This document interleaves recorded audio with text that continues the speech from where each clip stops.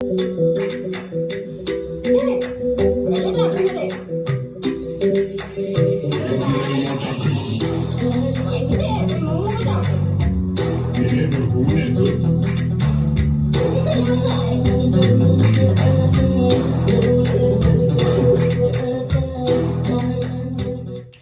est 12h passé de 3 minutes partout au Sénégal, même heure dans les locaux de la Nité FM.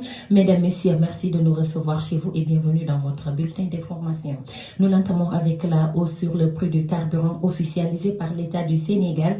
En effet, dans un document rendu public, les services du ministre Sophie Gladima précisent que l'essence pour pirogue et le gaz butane ne sont pas concernés car cette hausse du prix de ces deux produits à fort usage risquerait d'avoir des conséquences renouvelables puisque l'essence est un produit très utilisé dans le secteur de la pêche, vital pour l'économie sénégalaise et principale source de revenus d'une large frange de la population. Quant au gaz butane, une hausse de son prix va pousser de nombreux ménages à le délaisser pour se tourner vers le charbon de bois avec des conséquences négatives en termes de développement durable. Et puis, parlons du leader de PASTEF qui a accordé un entretien à France 24 et RFI. Par ailleurs, il a évoqué plusieurs sujets dont ses rapports avec la France. Ainsi, il a démenti les accusations de viol pour lesquelles il a été inculpé avec une plainte déposée en février 2021, placée sous contrôle judiciaire en mars de cette même année. Il se dit victime d'un complot d'État initié par des proches du président sénégalais. Pour Ousmane Sonko, la stratégie de Macky Sall consiste à promouvoir sur la scène international comme le seul à pouvoir assurer la stabilité en présentant son opposition comme irresponsable et terroriste. Le Parti démocratique sénégalais a lancé une pétition pour exiger le retour de Karim Wade. En effet, le collectif des anciens de l'Union des jeunesses travaillistes et libérales, UJTL, souhaite que le PDS ait plusieurs plans A, B et C.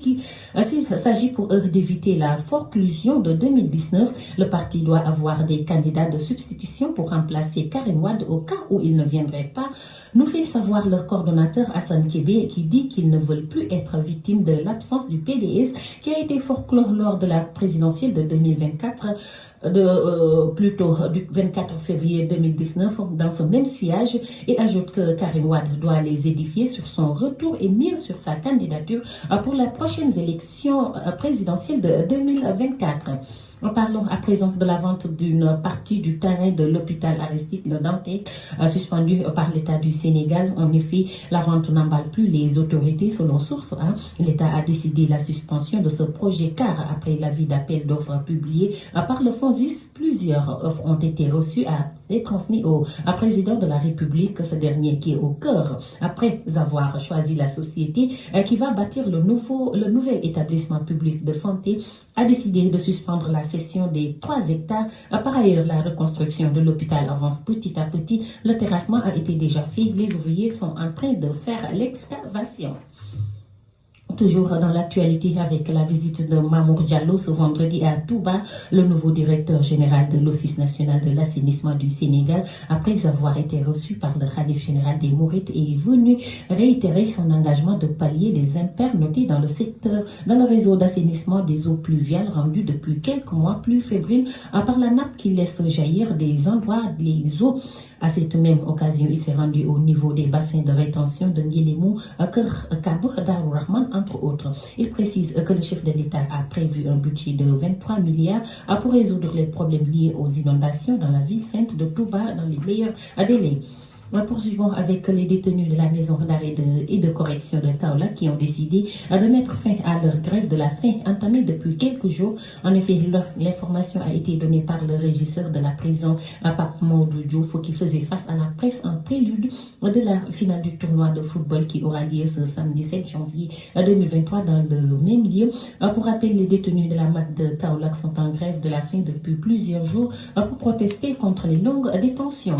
Cap sur l'international, en Gambie, le gouvernement a inculpé ce vendredi 8 soldats pour trahison en lien avec une tentative de coup d'État présumée en décembre dernier. Les autorités de ce pays avaient affirmé le 21 décembre 2022 avoir déjoué un coup d'État la veille. D'ailleurs, ces 8 militaires inculpés sont aussi accusés de complot en vue de commettre Un crime. Selon le porte-parole Ibrahima Sankaré, ils sont tous en prison, sauf un qui est en fuite.